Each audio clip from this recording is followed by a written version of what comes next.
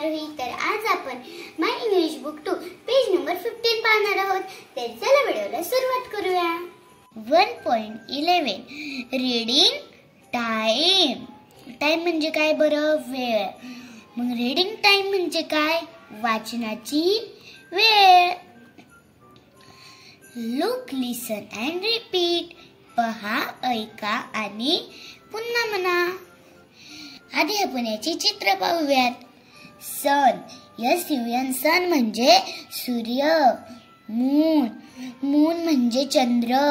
Star, star म्हणजे तारा.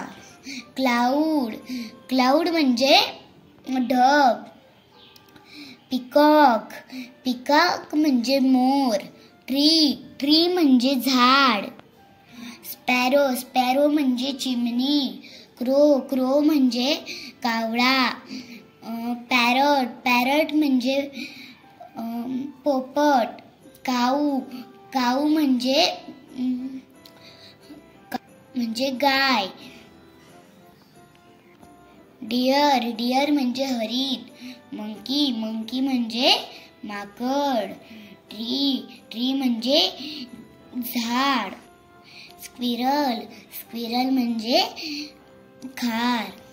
Tree, tree म्हणजे झाड. तर आता आपण हे पहिल्यांदा वाचूयात. आता आय एम ड्रॉइंग म्हणजे मी ड्रॉइंग काढत आहे. And my friend are looking at my picture. आणि माझे फ्रेंड माझ्या पिक्चरकडे पाहत आहेत.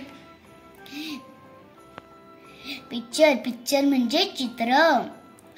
They see the sun, the moon, the star and the cloud. जे काय पाहतायत ते सन, सन, मून, स्टार आणि क्लाउड. In the sky. आणि ते कुठं पाहतायत?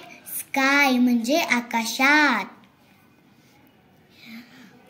The peacock is dancing near the tree.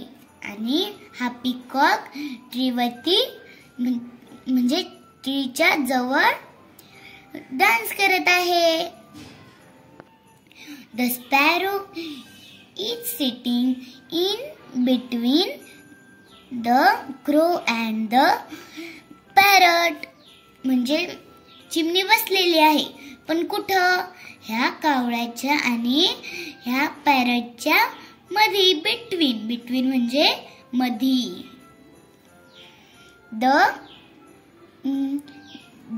Cow and the deer are grazing in the meadow. म्हणजे गाई आणि हरिण हे ते कुरणावर चरत आहे. कोण? हा गाई आणि हे हरिण. The monkey is sitting up there on a branch of the tree. म्हणजे हा मंकी ना, तो झाडाच्या ब्रँच वरती बसलेला आहे, म्हणजे फांद्यांवरती. The squirrel is also sitting on a branch of the tree. ही खारुताई पण बसलेली आहे कुठं? या झाडाच्या ब्रँच वरती, फांद्यांवरती. तर कळालं नाही कसं वाचायचं आहे?